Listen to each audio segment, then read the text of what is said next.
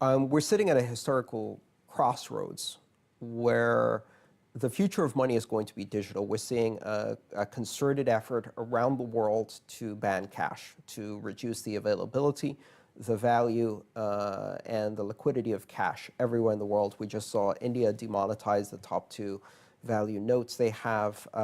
Spain is passing a law to make it illegal to make any transaction more than 1,000 euros in cash. Probably the 500 euro, 100 euro notes are going to disappear eventually. You're seeing this process of demonetization, of removing cash from the economy in order to funnel it all into banking systems that are under constant control and surveillance. This is a very dangerous future. And that's usually because they want the taxation or they want the legislation. Either they see that money used by corrupt parties or they just use that as an excuse to control it. The biggest criminals in the world have banking licenses of their own. They don't need to money launder. They own HSBC and that money launders for them. You know, the biggest money launderers in the world are the banks, obviously, because that's where the money is.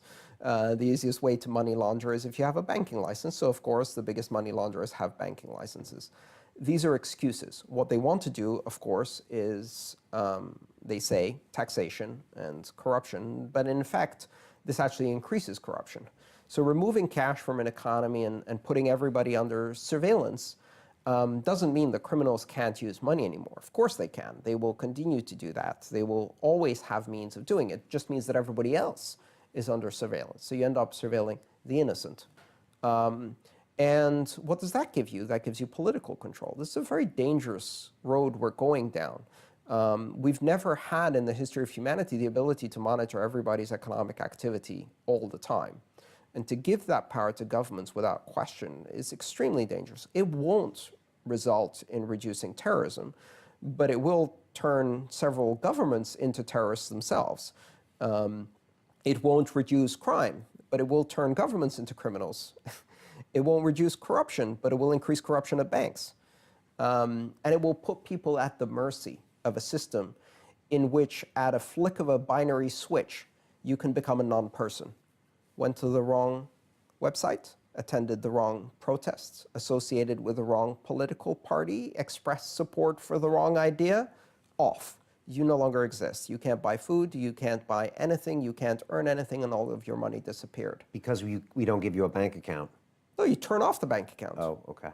Why not? Okay. And you don't give you a bank account, right? So, and since you can't use cash for anything, then you basically are a non-citizen. You are a non-person. Right. And what this will end up doing is it will end up putting the burden, again, on the most powerless in our society, right? The poor, those who don't have ID, undocumented immigrants, victims of human trafficking, refugees. These people are going to be suffering the burden to create this bourgeois illusion of safety and give massive powers to governments that certainly haven't earned the trust to have these kinds of powers. That's scenario A. Scenario B is a world in which we have a fully connected economy using a form of currency that is neutral, transparent, global, and open, belonging to everyone, requiring no qualification to enter or access the system, and not under the control of any government or bank. That's what Bitcoin offers. And so you can make that choice once they flip the switch on you, or you can start now. And you can change the trajectory of this world by opting out from a system of totalitarian surveillance. There is no reason why we should accept, or believe in totalitarian surveillance of finance by governments. They will not use this to protect us. And maybe here in the UK or in the US, you have kind of the privilege of believing in the illusion that your government is going to protect you if you give them those powers. The UK just handed the UK government the most draconian surveillance powers in the history of modern world with this Snoop's charter, right? Yeah. And with barely any dissent whatsoever. So no dissent was heard now. Well, no dissent is possible now. Try, see what happens. And this is a very dangerous path to go under. And people in countries that have already experienced totalitarian regimes know this, right? They know they can't trust government.